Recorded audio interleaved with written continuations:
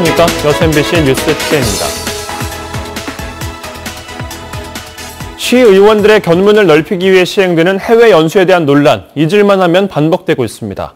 관광성, 예산 몰아주기 논란을 불식시킬 수 있는 전면적인 제도 개선이 촉구되고 있습니다. 박민주 기자입니다.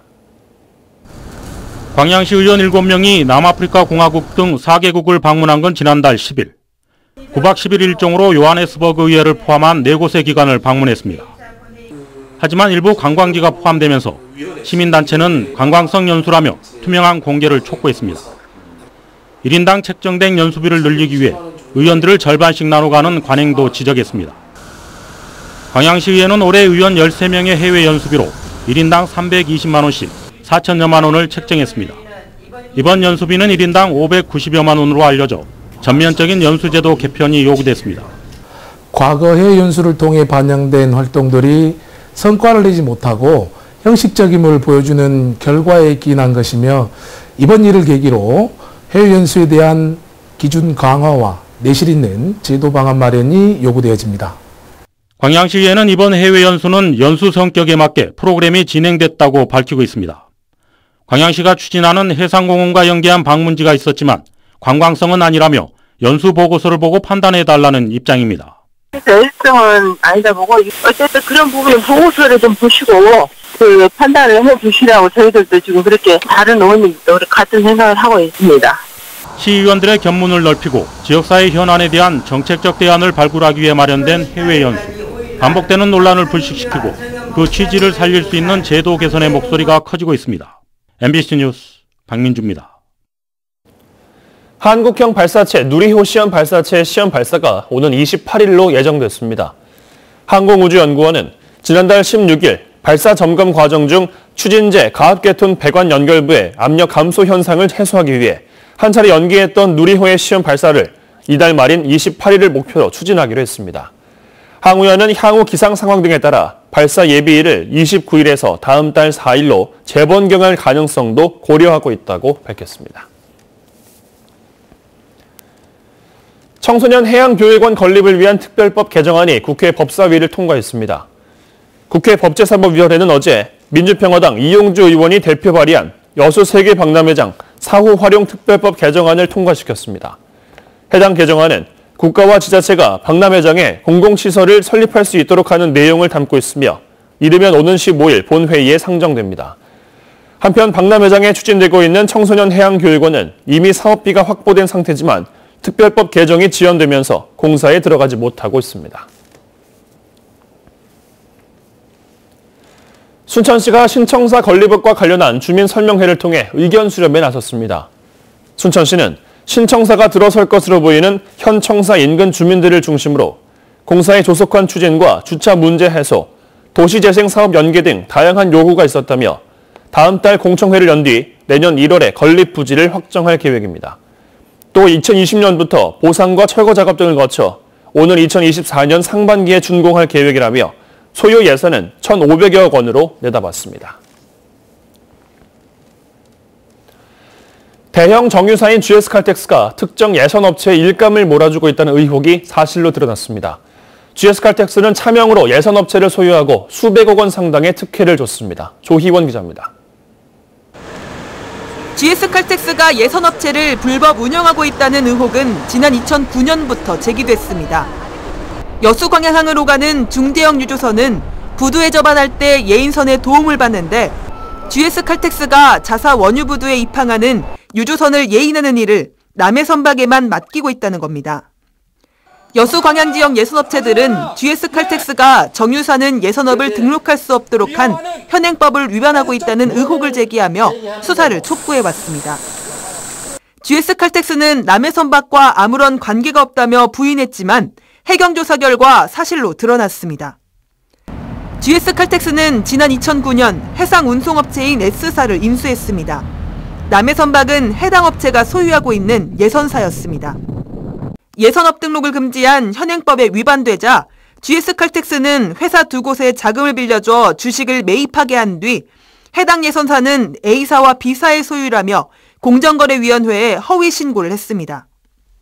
현행법 위반은 이뿐만이 아니었습니다. 해수청에 선박 연료공급업 등록도 하지 않은 채 남해선박 등 일부 업체에 340억 원 상당의 연료도 공급했던 것으로 드러났습니다. 남해선박이 금융권 대출 과다로 담보를 제공받을 수 없게 되자 선박 건조자금 70억 원을 무담보로 빌려주기도 했습니다. 해경은 남해선박이 다른 업체로부터도 특혜를 받았을 것으로 보고 있습니다. 여수 광양 항만에 있는 해운 대리점들은 비예선사가 대형 정유사의 일감을 받고 있다는 이런 거를 알고 있기 때문에 대리점들도 비예선사의 일감을 줄 때 다른 데보다는 조금 더 가격을 다운시킨다든가 일감을 더 준다 하든가. 한편 여수 지역의 또 다른 예선업체와 해운 대리점 각각 두 곳도 예인선 배정을 청탁하는 대가로 44억 원 상당의 금품을 주고받은 것으로 드러났습니다.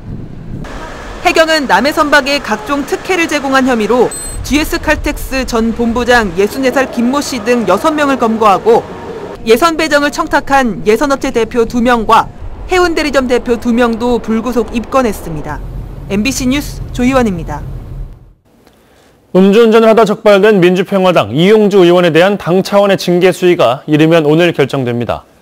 민평당 당기 윤리심판원은 오늘 오후 회의를 열고 이 의원의 의견을 들은 뒤 징계 수위를 논의할 예정입니다. 앞서 이 의원은 경찰 조사를 마친 뒤 입장을 밝히겠다며 윤리심판원 회의 출석을 한 차례 연기한 바 있습니다. 한편 민주평화당과는 별도로 국회 윤리특별위원회는 조만간 전체 회의를 열고 이 의원에 대한 징계를 검토할 방침입니다. 여수와 순천, 광양 지역 덤프트럭 운전사들이 오는 21일 총파업을 예고하고 나섰습니다.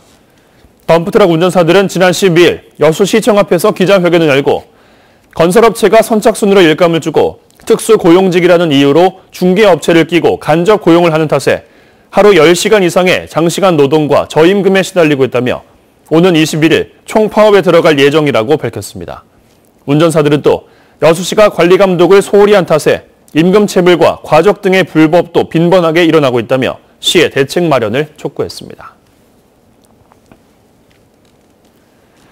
전남도청이 이전하면서 무안군은 전남 군단위 기초자치단체 가운데 인구가 가장 많은 곳으로 성장했습니다. 그런데 이런 무안군도 올해는 인구가 감소하고 있어서 대책 마련에 나서고 있지만 뾰족한 수는 나오지 않고 있습니다. 문현철 기자가 보도합니다.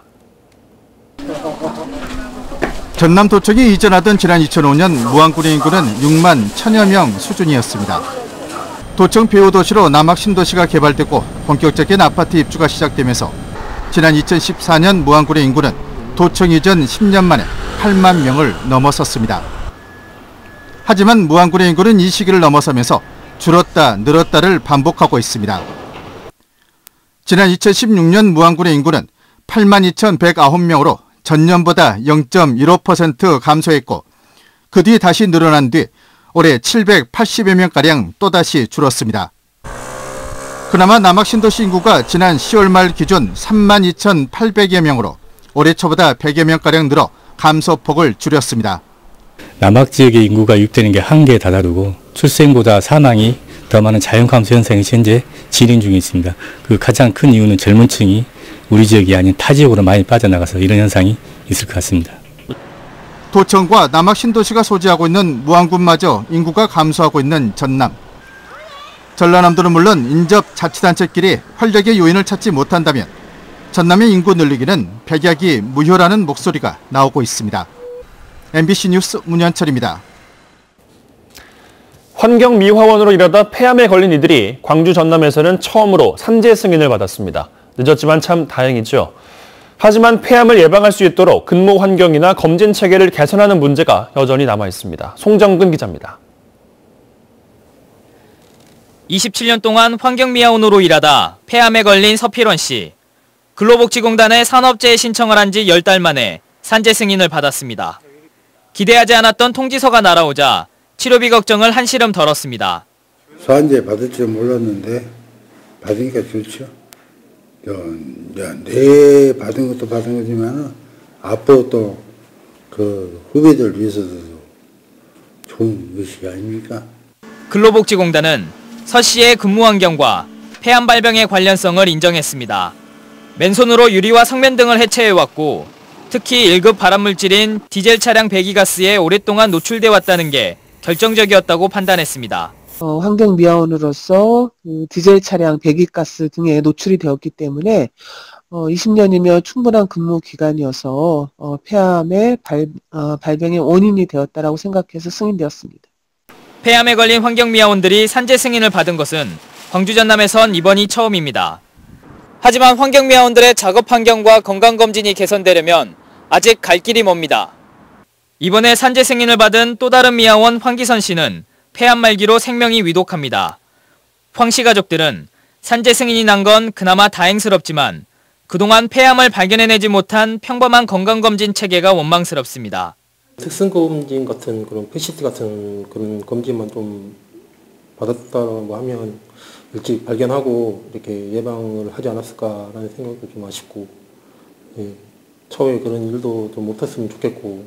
올해 근로복지공단에 폐암에 걸려 산재 신청을 낸 환경미화원은 전국적으로 7명입니다.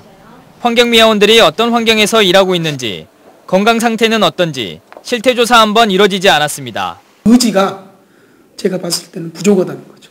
그래서 지금이라도 뭐 이렇게 환경미화원에 대한 안전 문제, 건강 문제가 사회적인 문제로 되고 이슈로 되고 있으니 지금이라도 함께 근로복지공단이 환경미화원들의 열악한 근무 환경을 인정하고 있는 만큼 맞춤형 건강검진 도입과 같은 보다 근본적인 대책 마련이 필요합니다.